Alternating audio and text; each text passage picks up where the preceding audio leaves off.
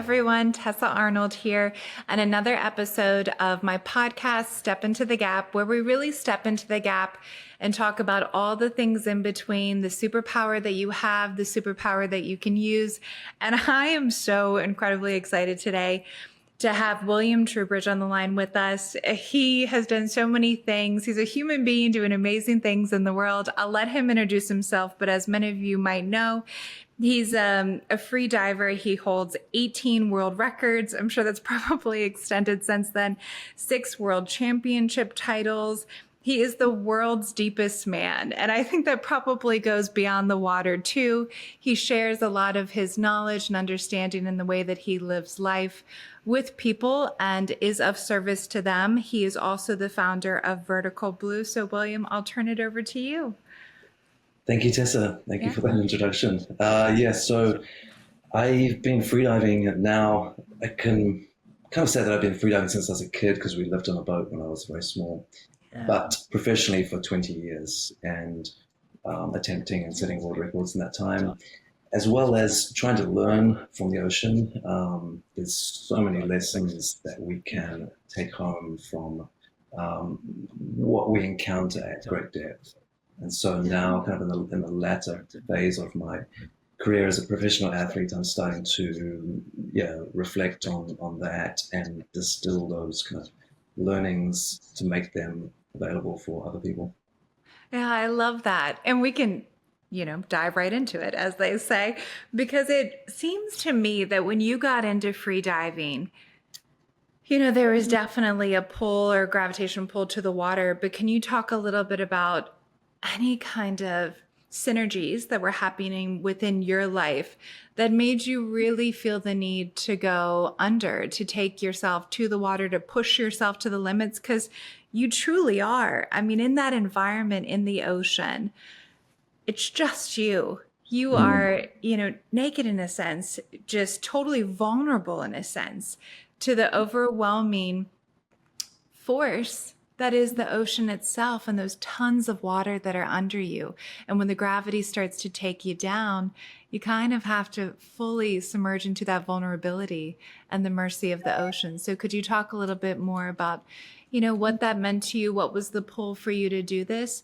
And was there anything going on in your life that also you had to, look at too and was changing that kind of propelled you into this?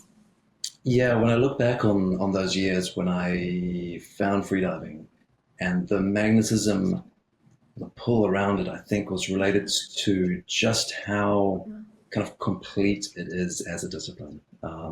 Because I played sports, going back earlier than that, I played chess kind of competitively as a kid and entered tournaments and done well, like won big tournaments and stuff, but it was just this purely kind of mental struggle, right? So you're there for like 8 hours a day just applying yourself mentally. And I'd come home and I'd put the trophy on the table and then like vomit because I'd have all this like nervous energy that wasn't coming out. Right.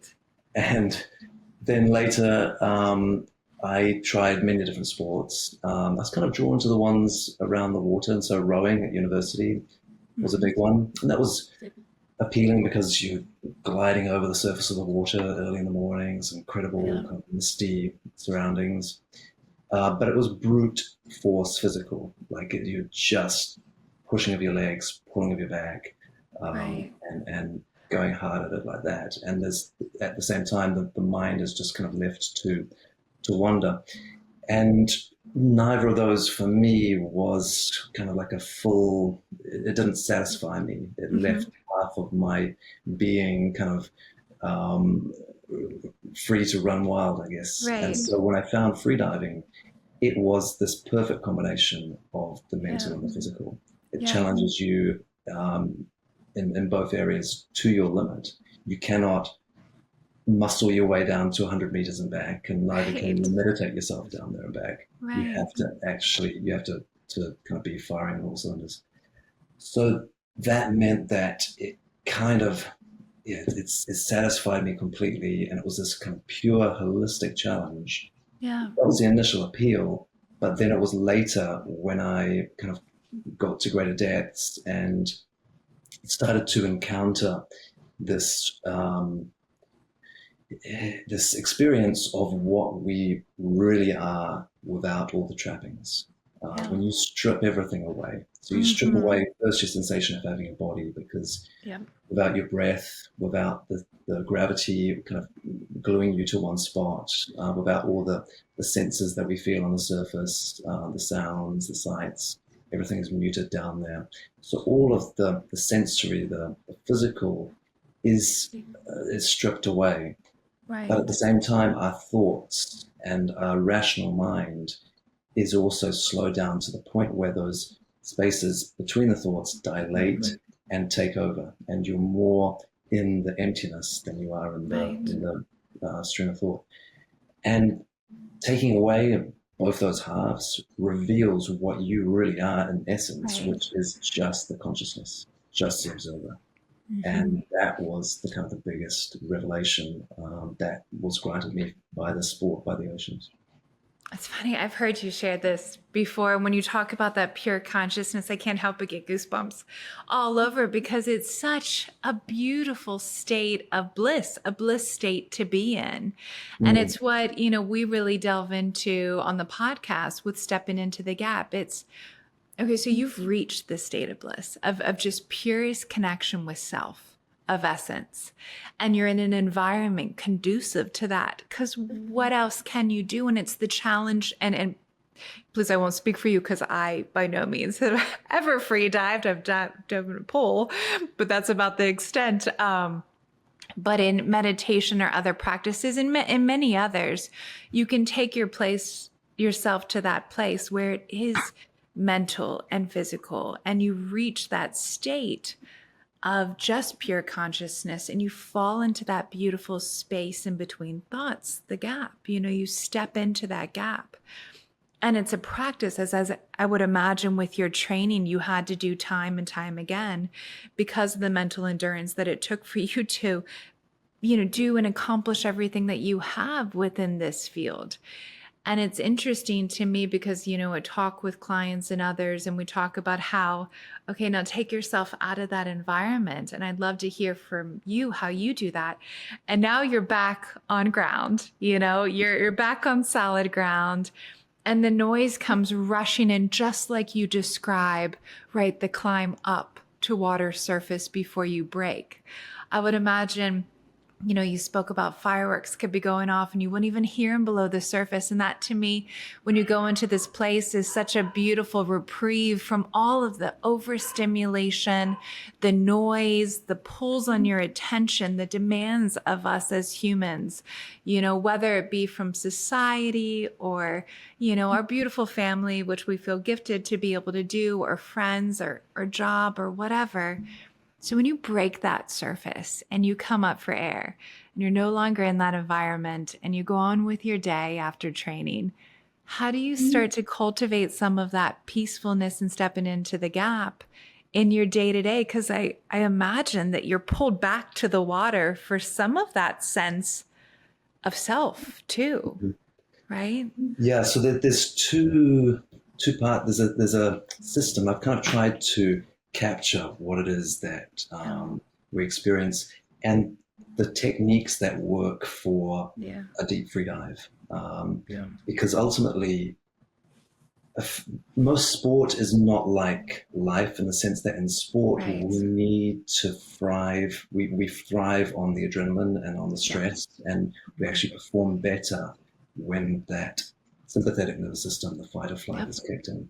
Whereas in a free dive and in life, in our kind of the lives that we have these days and relationships and business, we have to be able to stay calm in the face of extreme pressure, extreme stress, anxiety. And you can easily imagine how that would be the case in freediving, because if you start to panic when you're underneath the surface, guess what?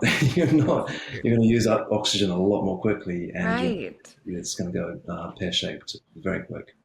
So you have to be able to relax. You have to be able to kind of hear those negative thoughts like, this is the last breath you're going to take, or you're 30 stories beneath the surface, something like that, and not be affected by them. And so the techniques that I use in freediving in order to perform in such conditions are exactly the same techniques that can be used in our day-to-day life. Right. And they revolve around using the breath as kind of an engine to reverse engineer a Right. parasympathetic state, which Yep. is the calming kind of rest and Yes. digest nervous system. That's what the breath can do via its physiologically you're stimulating stretch receptors in the diaphragm muscle. So there's a Right. kind of a known scientific pathway Right. where you can actually just reverse engineer, just tap yourself Yes. to a Yep. calming state of mind. And then the mind goes to that place that I Yes. call observer mind, where you are not, you're associated with just the consciousness itself rather than the contents. So, Right. being the observer, being the person on the riverbank, watching Mm-hmm. the, the world slide by, rather than kind of like in the current, in the river Right. itself, like drowning and fighting against it. So those are the two kind of tools, physical and mental, that I use in freediving to be able to confront these dives and the pressure and everything, but also in day-to-day life has such enormous application. Absolutely. There's so much there because when we think about humanity and we think about humans and we think about the sympathetic and the parasympathetic nerves, it served us when we were very low on the food chain running for our lives, on the Great Plains and things are attacking us and we're hiding in the caves. And it's interesting because that's translatable to how we do feel attacked almost now. Our bodies react to the stimuli all around us, all the pings and dings and noises. And, we're connected constantly, like we're plugged into the game of life, and our bodies haven't caught up right with technology. Our minds haven't. It takes a while for that operating system to be updated. Like evolution Yes. is not quick, and No, so it's not. it's not going to happen at the same speed as the industrial revolution kind of thing. Exactly, which I think a lot of people don't realize. And please, we all need to give ourselves grace. There's nothing wrong with you. It's what you just said. And what I shared is that technology has moved so fast beyond how our bodies could evolve and realize that we're not being attacked. We were okay. But now what we've come to do is because a lot of us haven't realized or adjusted to it or fallen into maybe a deeper breathing pattern, and we're breathing out of that shallow breath. And so we're staying a little anxious and highly stimulated, and then taking that all the way until we try to wind ourselves down to go to bed. But we have a phone and we have a TV on or something. And then we're like, why can't I sleep? And it's a constant cycle. So Mm-hmm. I'm curious, when you talk about, and just so everybody's listening, don't worry, we're all there with you. We are trying to gravitate towards dealing with these stimuli and being constantly thrust into our sympathetic nerve. And we can manage this. And just like William said, your breath, your prana, your life force is going to be that beautiful thing that can help you regulate right in seconds. In seconds. So Mm-hmm. simple things that you can do anywhere at any time. I was joking with my children last night, and we were getting ready to say a prayer before dinner. And I took a really deep breath and I was like, come on, do it with me. I was like, it's been a day before we break bread, before we digest food. Let's do it in a relaxed state versus being go, go, go. You sit down. I'll throw you a roll. Here you go. And my daughter is like, Mom, why are we breathing again? And I was like, people do it all the time. And when you tend to do it next to people, they do it as well. It's funny. It's like a smile. It's contagious. Mm-hmm. If you walk into a room and take a notably large, deep breath, you'd be surprised how many other people are like, oh, yeah, and take a deep breath too. And it's really beautiful thing. So we're helping after this podcast that catches on and everybody takes a really big, deep breath.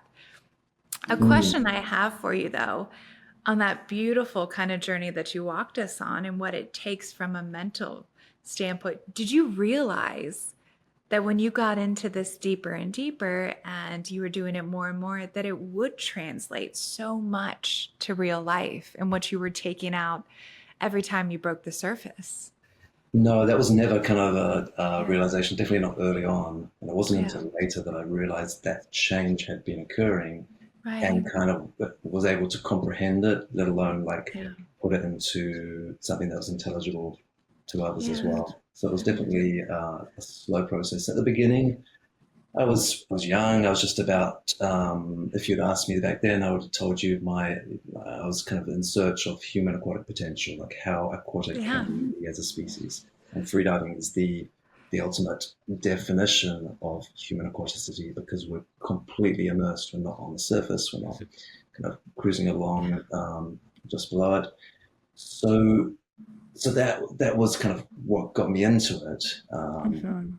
The kind of the Trojan horse that then revealed this whole other side, this whole other Yeah. world um, that I had kind of already been interested in, but maybe not had the patience or the skills Right. to tap into because yeah, if I sit down on a mat to try and meditate, it takes me a half an hour just to kind of sit still and maybe another half hour. And I'm not even close to the state that I can be in after literally 30 seconds of a dive. Like once I Yeah. go down below 100 feet or so, I can be in a state that Yeah. I've never experienced above the Yeah. surface, or at least yeah, hadn't beforehand. So just that kind of opening of that door Mhm. was rewarding and has led me kind of in this new direction. That's yeah been amazing. It's so, I mean, there's so much there, and I think that's great. And I think it's also key for everybody who's listening to, right? It's a journey, it's a process, and this is an evolution of us, right? So back when you got started, it might not have been so prevalent or present that these are some of the things that were translated, but when it was appropriate, you were able to apply and then share these things, which is such a beautiful, I imagine, one of the reason you share and do what you do now that I'd like to talk a little bit more about is how you really help, you know, people take it up on solid ground, which you've learned from Mm, being deep within that water is that you can take it up. And some of these tools, especially the breath exercises, mhm. how it is quick and it is something simple and it's something that everybody has access to. We're doing it, whether we're doing it properly or not, shallow breathing or deep breaths. We're doing it because we're staying alive and we're walking. And now you just, you're teaching others and sharing that because it seems like it's had a profound impact on your life outside of the water. Yeah, absolutely. And there's been kind of things that I've gone through in the last several years, which if I did not have these techniques, Yeah. I question whether I would have been able to survive them at least without Yeah. without any kind of significant damage Yeah. or long-term effects. So I really, like it's clear to me just how powerful these techniques are, and not only that, but how um, natural they are, and how they come with no kind of extraneous drawbacks. Like Right. you can achieve the same thing through the use of obviously drugs like benzodiazepines and other Hmm. drugs that calm you down. And Right. there is always going to be a time and a place for those, but Right. that kind of treatment is overused and Mhm. overprescribed. And I really strongly feel that in a lot of cases, not all, but a lot of cases, we can get just as good and Yeah. more permanent results without the drawbacks through just stuff which exists in our body already, like the Right. parasympathetic nervous system, or applying your mind in a certain way so that you can reflect on what your consciousness is and align with that rather than all the contents or the data which is coming to our awareness. So maybe Absolutely. if I could, I could give your listeners like a couple of Yes. techniques, just like little Please. things which to try, because Yeah. we all know about like that breathing helps to Right. relax, right? And typically a deep breath is the idea of kind of the instantaneous gratification, and it Yes. can be. There's also something called a physiological sigh, which has been touted quite a lot Mm. recently. You take a breath in, then you top up even more, and then let that out in a sigh. That's great as well.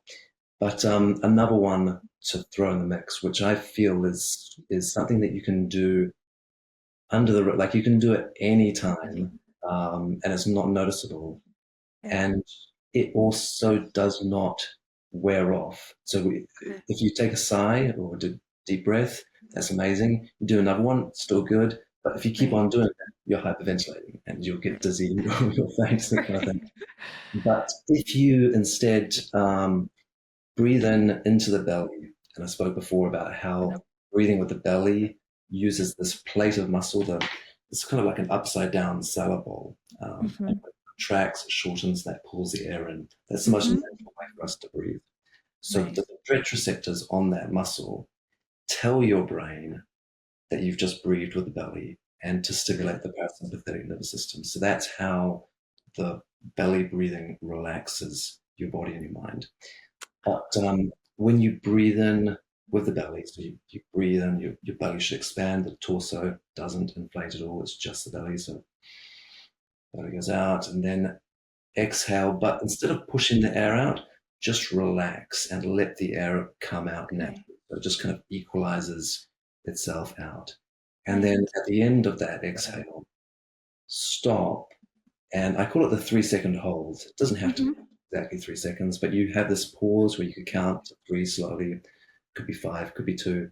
Yeah. And you just dwell in that emptiness, the Yeah. emptiness of your breath, but also the emptiness of your thoughts that comes at the end of an exhale. And Mm-hmm. in that emptiness, you prepare your next breath and you prepare your next thought or your next state. So you Mm-hmm. use it as a kind of I call it like a fire break, like to Yes. separate this train of thought that you're on, which has gotten you kind of like right to the edge of the cliff, Right. and Right. leave that behind with this inhale, exhale, Yes. stop, empty. Okay, now where am I going to go from here? And you actively choose what train of thought to hop onto next. I So love that. that's something that anyone can do anytime, and you can repeat doing it, and it just becomes more and more powerful the more you do it. I love that so much. And you step into that space, you sit in that space where, in a world that we were talking about before we joined, that feels sometimes so out of control and that you're just being thrust around, you can just be. You said that in your this now, just this now, just Mhm. this. It's all that it is. You've got it. And then also, it's a quite powerful place to be. You call it the space or the breath or the emptiness or the gap. It's quite powerful because, yes, once you learn to just realize that you are okay, you are going to be okay, whatever it is that you're feeling, or that you can make an intentional decision, or what your next right action might come to you, or you're just sitting with yourself. It's quite powerful to realize that you can be in that space. And I think that's beautiful. And I love the ideas you mentioned that this is something that lasts, Mm. right? And the key with the mental immune system that I teach is that it's something that can be programmed into Mm, your subconscious. So before we spoke about how we have this outdated operating system, right? This right. software which is designed to kind of protect us from saber-toothed tigers and Right. tribes and that kind of thing. But nowadays we don't have any of those dangers. We need a new operating system, Right. and we can reprogram it. We can reprogram the subconscious mind, which is what's behind this kind of Mm-hmm. response, and we can do so. It doesn't actually take that long. The brain, as you know, is very plastic, so Right. it responds to instruction and change very quickly, and so it Mm-hmm. doesn't take a lot of repetition of what I call the easy wins. Like you don't Right. want to take on the big stresses like the divorce lawsuit and the new job, those kind of things, but like the small things, and Yeah. apply the system there. Then you Mm-hmm. get those small wins that tells your subconscious mind this shit work, like this system actually works, and it Right. will be taking a note so that next time it's more liable to actually deploy the system itself without you consciously asking it to do so. So the more of Absolutely. those small wins you get, the more it's programmed deeper into the subconscious. And Mm-hmm. then you get the magic, which is where and this has happened to me so many times now, you'll be in a situation, Yeah. and before you even realize this is a stressful situation, like Right. things have gone wrong, before you realize that, you notice that your breathing has changed. It's more in Yeah. your belly, it's more kind of grounded, and your kind of where you've placed your attention Yes. mentally has changed. You're more in the observer mind. And then you're Right. like, that must be because this shit's getting real. Like the situation Yeah. is pretty dire. And so Mm-hmm. then that's the proof that your subconscious has recognized the stress, the anxiety before you have, and kicked into Right. this system in order to keep everything calm, to activate the parasympathetic nervous system, to maintain your kind of disengagement so that you stay immune to that stress. Mhm. I love that. And you're exactly right. So for those listening, you can do this and you can train or retrain. So, it's new neurotransmitters, right, that are going off and a neuro pathway that you're building, a beautiful pathway that you're reframing on your brain. And you can do that. And you have the ability to do that. You don't have to be superhuman. It's in the small things, right? I relate back, it's the kids spill something in the car or this or that, but it's that moment. Or, your friend says something that you don't like, and before you go off, or your boss or your colleague, or you're late for work, and you breathe into it and you're like, this is going to be okay. So it's those small little things that you're exactly right. You get to those big things and you're like, wow, I handled that completely differently than I used to, because it's right, your body's going to react almost before you have time to catch up to it. It's like something happens and you go into the fight or flight, survive mode, and you're like, wait, how did I even get here? I didn't want to go here. I wanted to be calm. What happened? Mm-hmm. And now you're giving it, right, the neural pathways to be like, Mm. no, we can go. A small story I'll share. It's funny because we were flying and traveling for New Year's, and we're sitting at the airport, my children and I, and they're 11 and 10. So they're not very small, but we were sitting there and we're about to board the flight and it's delayed. And then it's 10 minutes later and they come across and they say, well, your flight's been canceled. And I sat there and everybody's wound up and jumping up and it's a full madhouse. And my daughter turns to me and she's like, Mom, what are we going to do? And I was like, give me a minute. I was like, just give me a minute. Let's just sit here for a second. And it was so interesting to me because I didn't even realize I was doing it. But I was like, you know, it's going to be fine either way. I'm not going to jump up and everybody's going crazy. And sure, they had places to go and things to do and cruises to get on. But it's a choice, right? You just have to start doing it with the small things. So then with the bigger things, you can have more intentional action. I love that. I think that's fantastic. And I think, with what you share and what people have shared based on these breathing exercises, it can have something that people feel is so small, it can have a profound effect on Mm. your quality of life. It Absolutely. really can. So I'd encourage people to kind of change their view on those small stresses, like if you're Yes. stuck in traffic or if someone cuts you into the line at Right. Starbucks. That those are now opportunities for Yes. you to kind of retrain your Yeah. reaction. So yeah, anything that happens is just kind of more opportunity, Yeah. more space for that. And look at it like that. I would always say when you get off after you're done listening to this podcast or listen to it more than once, remember, so now go out in the wild, as I call it, the real world, just get out there. And that's where you can have the best intentions, but things are going to happen as they're going to happen. And the next time something goes wrong, which could be in the next few minutes or in an hour or tomorrow, instead of saying, why is this happening to me? Say, an opportunity. Here's Mm-hmm. an opportunity to just handle this in a different way because I have a choice. I do. And don't get frustrated if the next time after that you still jump, to that maybe a little bit of anxiety or fear or worry. That's okay. That's human, right? We all still do that. But again, the next time, just be conscious of it and aware of it. And that's the first stage, awareness, right? Know your So, enemy. Yeah.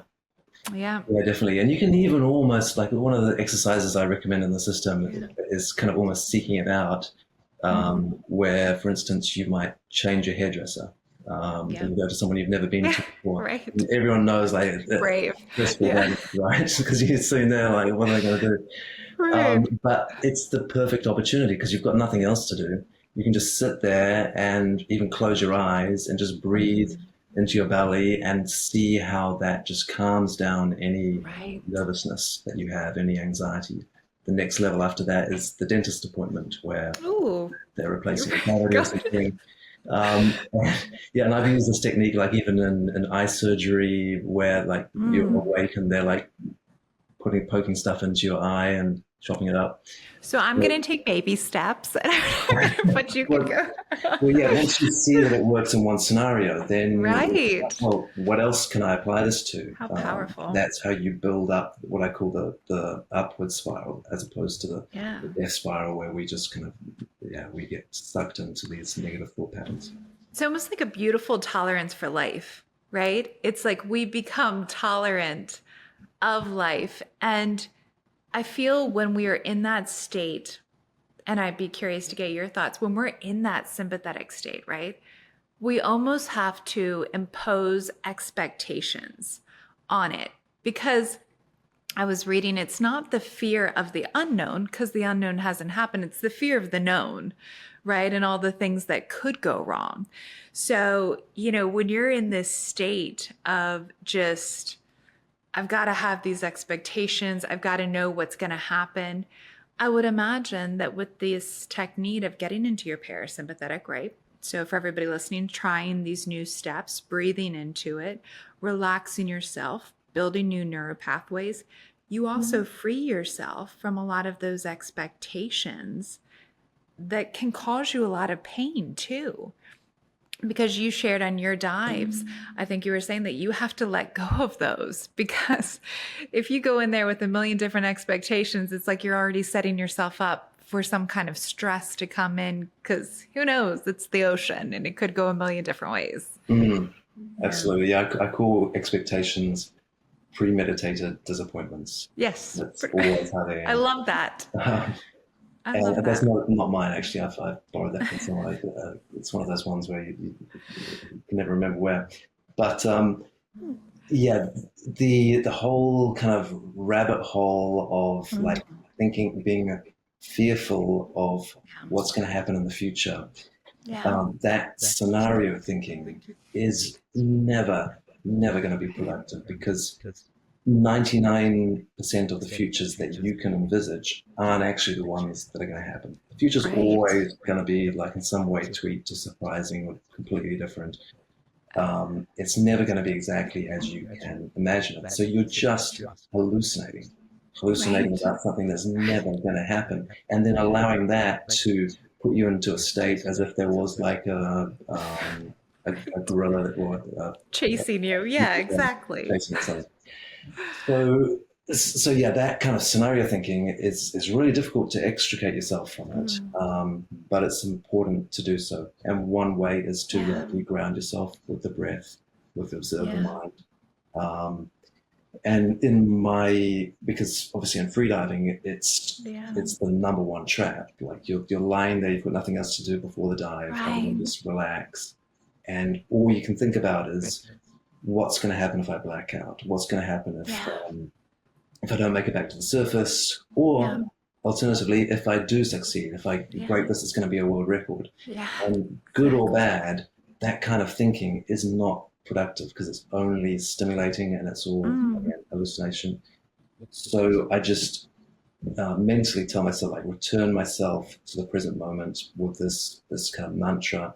Now is all. Like there is only Now is all. the present moment. I Anything love that. beyond that is fiction. So for everybody listening, we just cracked the code to life. Pretty much that's what it feels like. And I say that because those who haven't thought about it or done a lot of thinking of it or reading on it, I think it's really imperative. And I can't take credit for this. Deepak Chopra talks about detachment and so many others do all the time. People so wise, who have lived longer than I. detachment from expectations. And when you start to detach from expectations, right, you release that kind of scary hallucination, if you will, or as I like to call it, worrying is wishing for something you don't want to happen. Right? So are you really wishing for that to happen? Because the more you put power behind it, the more you're psyching yourself out. And this is translatable to work. It's translatable to relationships and the expectations you put on people, to yourself, right? And the self-talk and the expectations you put on yourself.